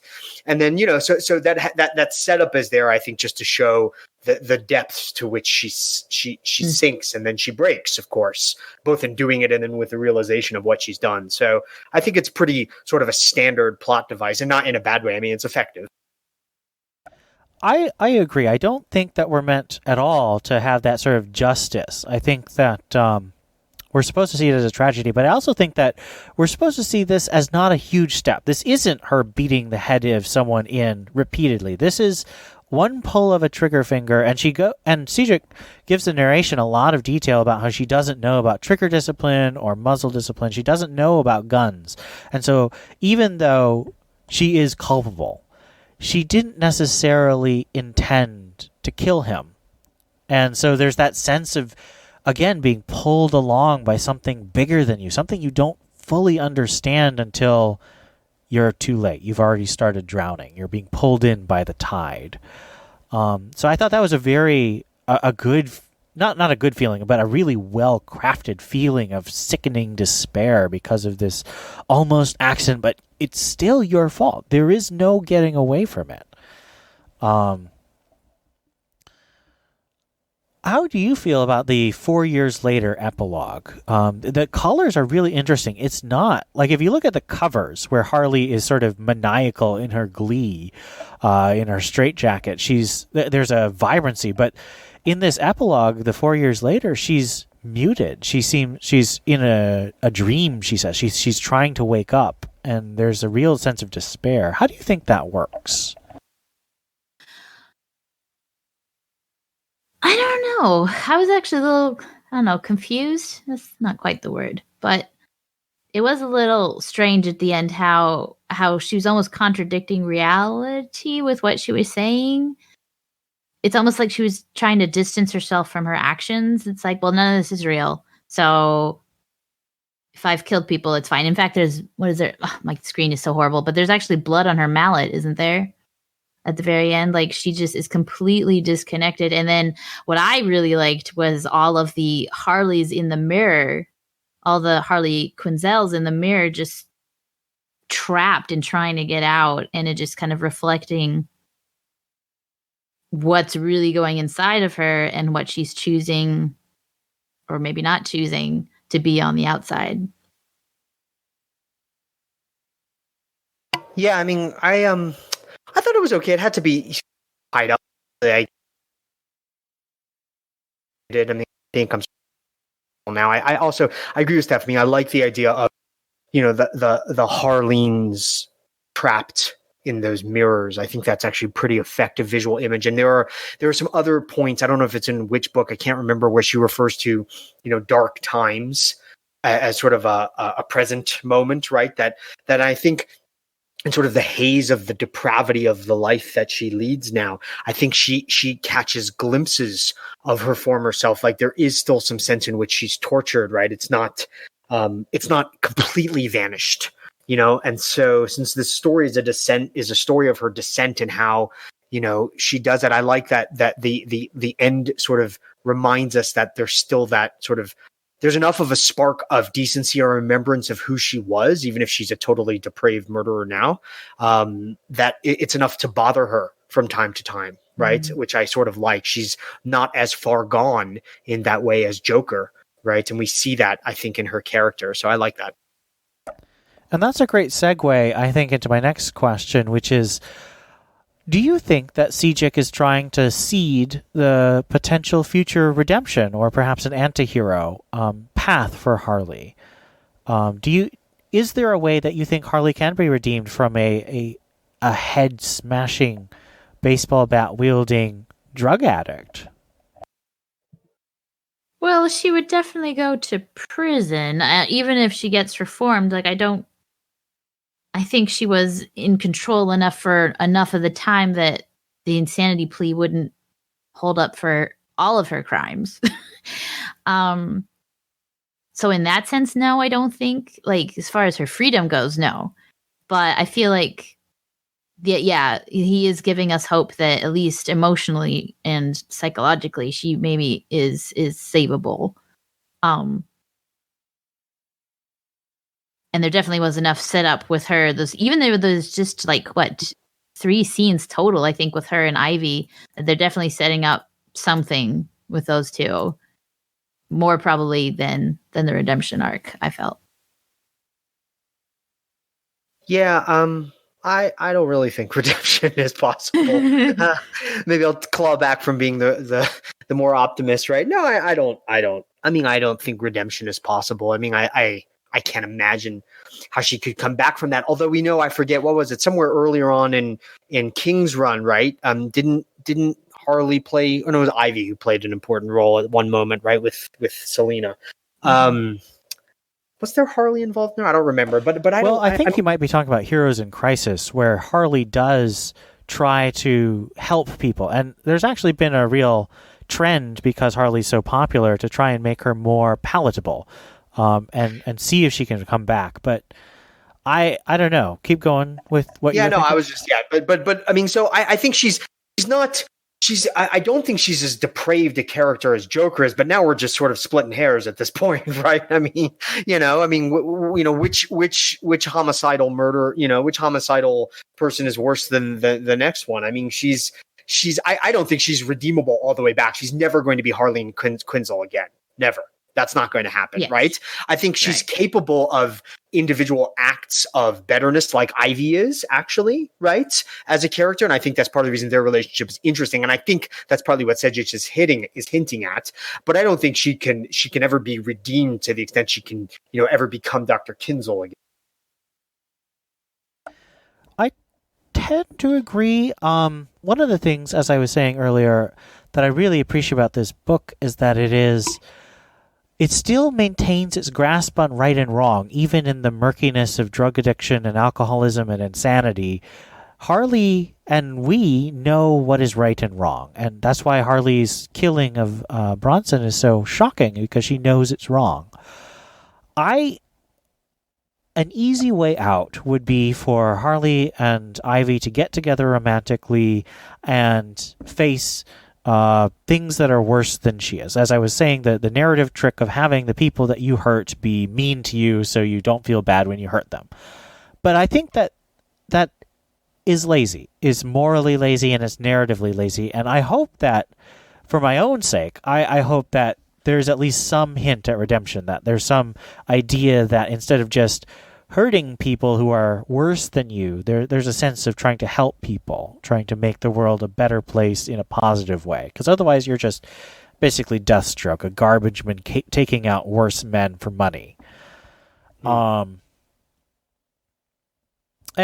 we'll really have to wait and see what he does with Poison Ivy, if he gets his either one shot or second trilogy just about Poison Ivy. But that's my hope. My fear is that they'll just have them fight, the big polluting companies, and they'll fight them, and they'll be okay because they're big and evil. Except for the fact that most of the people who work at those companies aren't in favor of pollution. They're trying to feed their families. So Harley and Ivy destroying those companies basically just starved hundreds of thousands of people. So I hope that CJ continues with his sense of right and wrong that he does so well here, walking that knife's edge of sympathy versus moral horror. Last question. As I've mentioned, there are so many comics that this draws from the animated series and The Killing Joke. Do you think that CJ has something new he's trying to say through Harleen, or do you think he's acting as a masterful synthesizer, taking the best pieces and putting nuance and artistic craft onto them for this story? He's making her a deeper character. And yes, there are lots of elements of different people's Harley in this, but I think that's a hard question because there's just so many reboots now, and it's like, what is what? What is canon? What isn't? But I think that anybody can make anything out of anything. Like I was saying before, like Guardians of the Galaxy and Suicide Squad, basically the same movie, the same characters. One artistically masterpiece, the other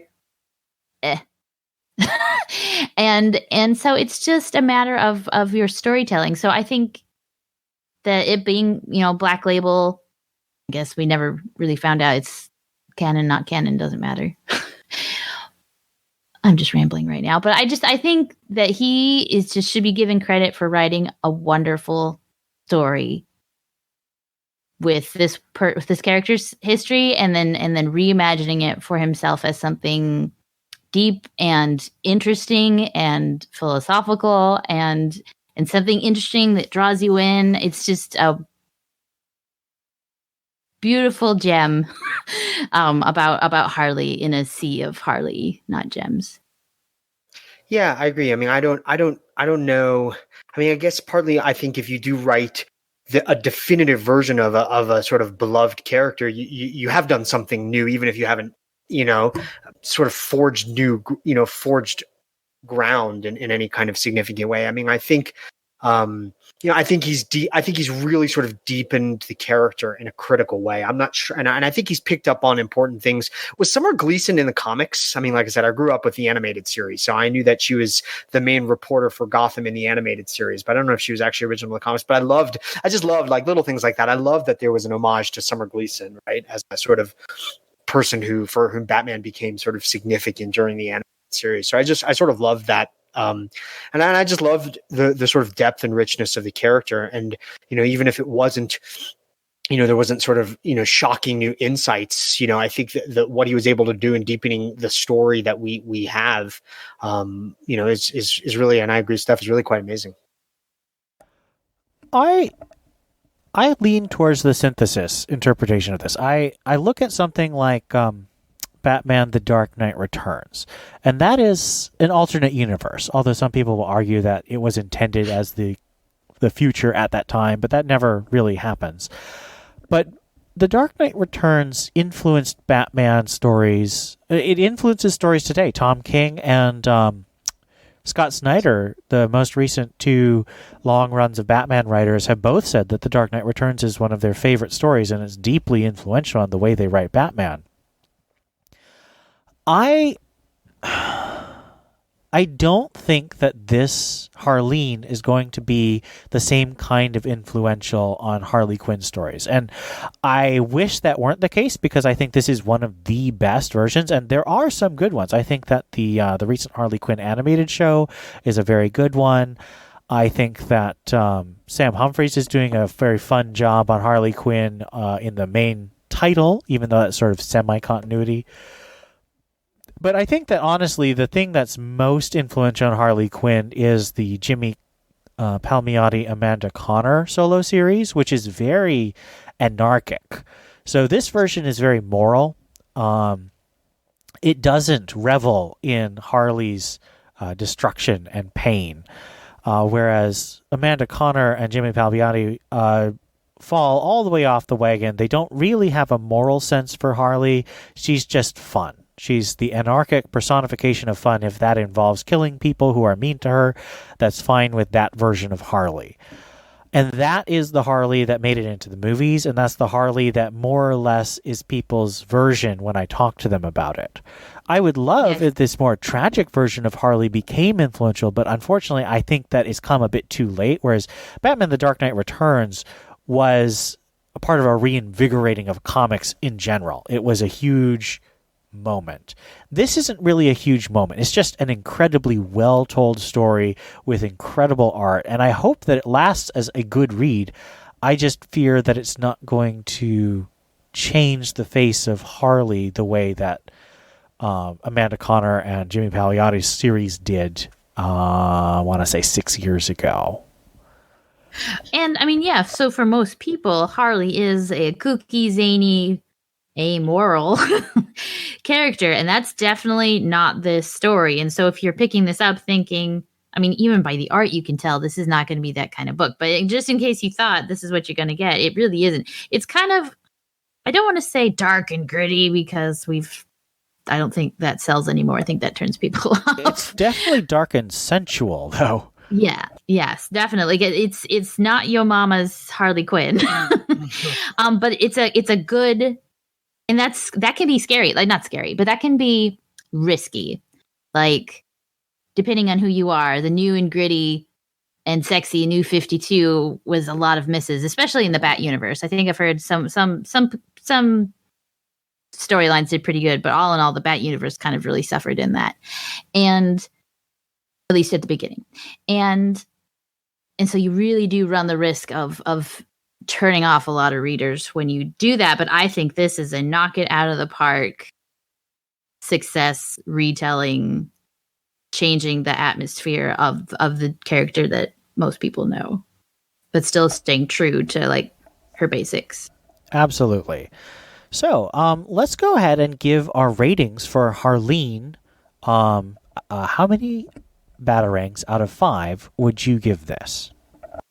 Well, I've said that there has to be a bat marriage for me to give it a 5, but since Catwoman wasn't in this book at all, I think I would give this a 5 out of 5. Like, the art is fabulous, the story is fabulous, the characters draw you in. This was all in all an enjoyable read, and I think people should read it even if you don't buy it. But you should buy it. Yeah, I mean, I don't know, maybe it's over-enthusiastic for me, but I'd probably have to give it a 5 out of 5. I mean, it's hard to fault it, to be honest with you, right? I mean, and I like the character of Harley Quinn, but I wouldn't say that I love her. the way that I think a lot of other people do. I think she's interesting, and I get it, and I like her. But I was completely taken by the story. I mean, I read it once, and then I was like, all right, well, I guess I'm just going to read it again. Just because it's so interesting, and I found the art so amazing. That one panel where you see her smile for the first time, which we haven't talked about, is stunning, absolutely stunning. And it's supposed to be stunning to Joker, and it's stunning for me as the reader as well. So yeah, I would give it 5. I'm going to have to give it a 4 out of 5, not because it's bad in any way, but because of what I said. I think it's a synthesis, and I think it's come a bit too late to be defining to Harley in a way that I think I wish it was. I think as we go on, I mean, we're already a few months after the final release of this, and it's in a really beautiful hardcover with a cover that's clear, so you lift up the cover and there's a different picture underneath. It's just a really great package. I second what Steph said. It's well worth buying, well worth reading. It's just so engrossing, and it rewards rereading with so many details. The craft, we've talked a little bit about how Sejic pays attention to the little details of like when the page turn happens, so that details blow you away that they wouldn't if you saw it coming on the other side of the page. It's just masterful control of the craft. I just think that it's held back a little bit by being in a glut of Harley stuff. And I think it's definitely the best of the Harley stuff, but unfortunately it's a little drowned out. And we do have a bonus content. In the New 52, there was a series called Secret Origins, and they did 2 or 3 origin stories of major characters that had new things going on because of the reboot. And so Stjepan Sejic drew but did not write the Harley Quinn origin story. It was written by Christy Marks, who was writing Birds of Prey, which featured Poison Ivy. Poison Ivy. I'm sorry, it's my fault. It's Cage's. No, it's my fault. Calling them the wrong name. And so we're gonna read through the summary and then talk a little bit about that, because we know that Sejic really wants to write a Poison Ivy origin to match with his Harley as he takes them forward into an unknown future. Here we have the typical male aggressor, fittingly imprisoned within the bonds of female domestic slavery. Green Savior, written by Christy Marks and drawn by Stjepan Sejic. Dr. Pamela Isley learns of a big company called Descanto moving in next to an unfortunate corn farmer, planting their genetically modified crops.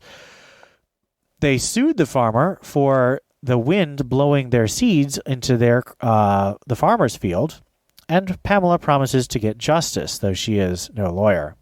Marching into Descanto Fields, she encounters a man spraying pesticide on poison ivy next to corn. He warns her that this is private property, and poison ivy says that the plants cannot hurt her, and uses the ivy that he's trying to kill him and drag him into the ground. She pays a visit directly to the head of Descanto, who agrees to meet with her as a prospective employee.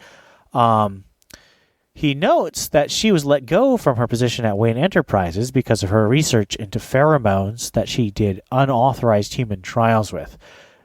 Dr. Pamela Isley says that Bruce Wayne was too limited in his vision, and that's why he kicked her out.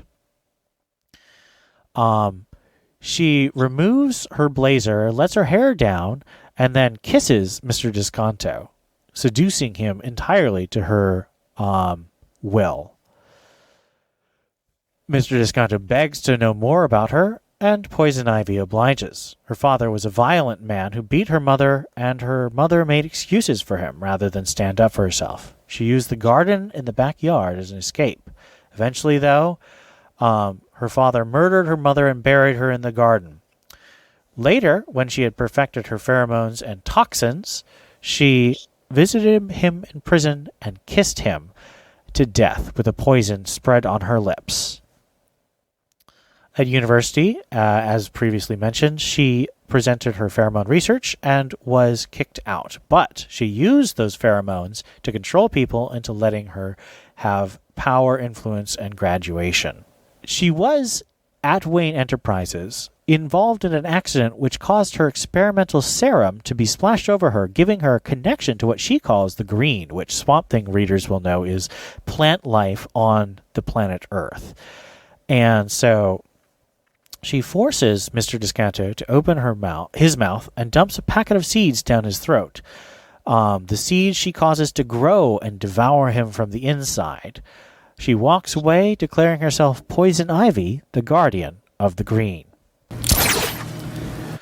So, how does the writing that Christy Marks put here compare to the writing for Harleen, even though it's the same art?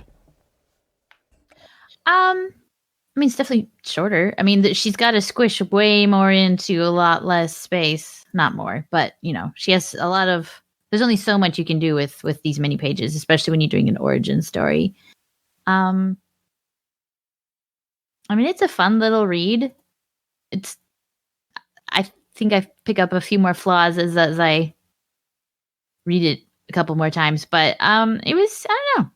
It's not as intense. It's not as intriguing. I find her less sympathetic overall. I mean, bioterrorism is not as noble a goal as saving humanity, so it's hard to kind of relate to her, even though they have the whole abusive dad backstory, which is obviously meant to, make you sympathize with her a little bit more. But I don't know.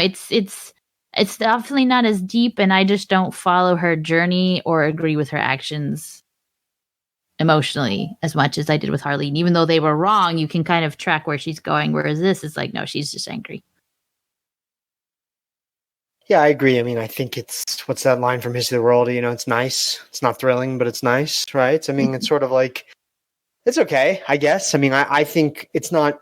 I think there have been more complex descriptions of Ivy recently, because she was in with Selena and Tom King's run, right? I'm not imagining that, or maybe it was in Detective. But I think I think that's one side of Ivy. That's one sort of portrayal of her. I like that, the bioterrorist, right? The eco-terrorist, right? Thank you. Yeah, the eco-terrorist, and we know that's part of Ivy's character. But I think I think her character has been sort of maybe like what Sedgwick is doing with Harley Red, has been complexified in important ways over the last couple of years, right? Maybe long, and I think that's interesting. I like that. I like Ivy. She's interesting. So I think this is standard, but I don't think it's all that sort of deep or complex. And she has a lot less space, of course, than Sedgwick does in Harleen. So it's okay, I guess. It's fine. I would actually argue that this is a fairly disappointing story to me after the depth that Sedgwick gets into his Harleen and even his Ivy. Even with just the 3 scenes that you have with Ivy, she's got more sympathy and depth than she does here. She's very impersonal, and one of the big writing complaints I have about the story is I understand that she's very limited in space, but Christy Marks relies heavily on stereotypes and really lazy rip from the headline stuff. I mean, Descanto, that's clearly Monsanto. Like, she's not even creating interesting scenarios. She's just taking the worst possible news stories and combining them into one incident, and then, making that an excuse for Ivy to just really kill a lot of people. Like, the idea that killing someone for trying to kill Poison Ivy on their own property is okay, is the worst kind of, I killed this person who was mean to me, and it's okay because they were mean to me. That's lazy, stereotypical writing, and I don't think it serves Ivy well if we're supposed to be sympathetic to her. Whereas I think Sedgwick does a much better job, although as I said, I'm very curious to see what he does, and I hope that he is able to keep that sense of right and wrong that he did such a good job with Harleen. I guess I have a bunch of other questions, but we already answered them in our sort of discussion here. It's such a short piece. What would we rate this out of 5 batarangs? Oh, 3, 2.5 being art. I mean, it's fine, and you kind of... I guess I didn't have such a problem with it as Ian did, because I never really liked Ivy all that much. I've always just kind of seen her as a non-empathetic eco-terrorist, and so this was kind of par for the course. It's like, yes, this guy is just kind of generic bad guy because that's how she sees men. Like, I don't think if he'd been the most interesting in the world, she would have thought of him that way. And so I'm not as upset about that, but it is just kind of your run of the mill, nothing too exciting. Harley Quinn, Poison Ivy story. Yeah, I'd probably give it 2.5. I mean, three, I guess, maybe if I'm being generous, but it's fine. Like, it didn't bother me. I guess it feels. Although I agree with you, Ian, it feels sort of unfair to compare it to 200 pages, right, where you can really do much. Although you're right, just those little scenes we do get with Ivy in Harleen are I think probably more interesting than the sort of flat sort of villain archetype that we see in Secret Origins. Yeah, I think I'd probably give it a 2.5 as well. The art is magnificent, just as it was in Harleen, but the story, the writing doesn't hold up.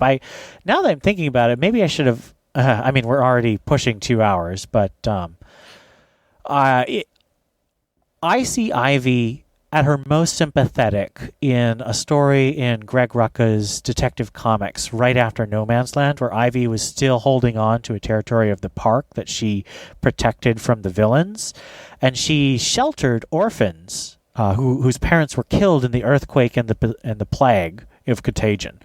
And that is the most sympathetic I've ever seen Ivy, is where she is sympathetic to other humans. And I'm hoping that Sejic, for his continuing stories in this universe, will draw from that and have her develop connections to more than just Harley, because obviously she'll develop a connection to Harley, but I think that someone who just cares about one person and could kill or let the rest of the world's population die is still not very admirable to me. So I'm hoping that he draws from Rucka's characterization as well.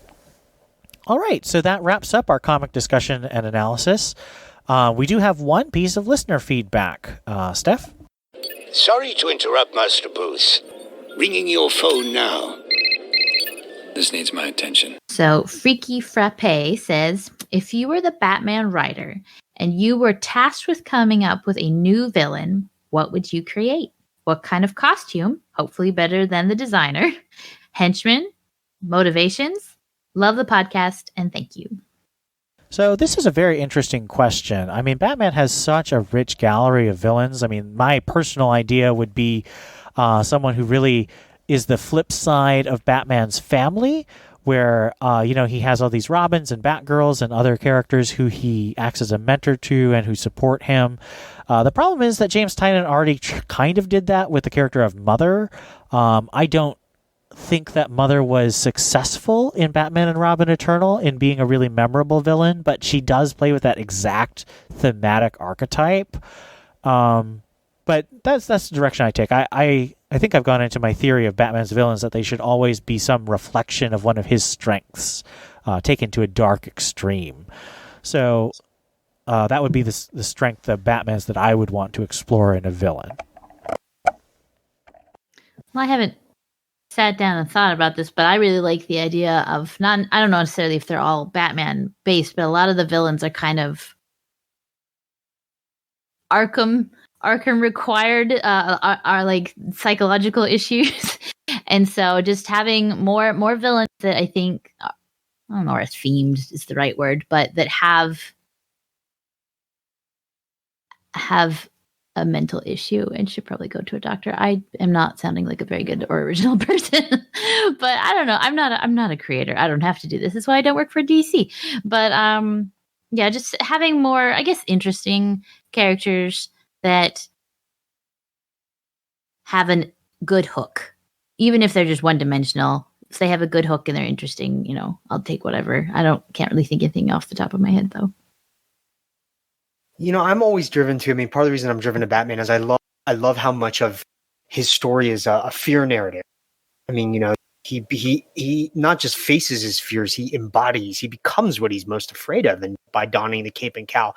So I'm so fascinated by the idea of fear, and I know that's characterized most notably in Scarecrow, I don't think that they often do Scarecrow justice. I think he can be much more interesting, but that's what I would love to see. And they do. I think they did a little bit of that with First Victim. Wasn't one of them sort of a Scarecrow-y kind of person, right? Didn't there was in the Victim Syndicate or something like that, right? Yep. One of them was, but something like that, something that really plays on that idea of fear in a different way. So it doesn't, not in the same ways that Scarecrow usually does, but that there's something else about it. Because I think that there's sort of a lot to explore there. I think it's fascinating. They do a little bit of that maybe with, what's his name? The mood guy. I'm forgetting his name. Psycho Pirate. Thank you. Yeah, Psycho Pirate. A little bit of that, but something like that, something playing off of fear. It's just that, and that's personal. I just find it so fascinating. Yeah, well, hope that gives you at least some answer to your question, Freaky Frappe. Thanks for chiming in with your email. If you want to become a commenter and be featured on our podcast, or if you want to become a reviewer, please feel free to join our Discord. We're always looking for people to help us review comics or write original content. We always converse with you there.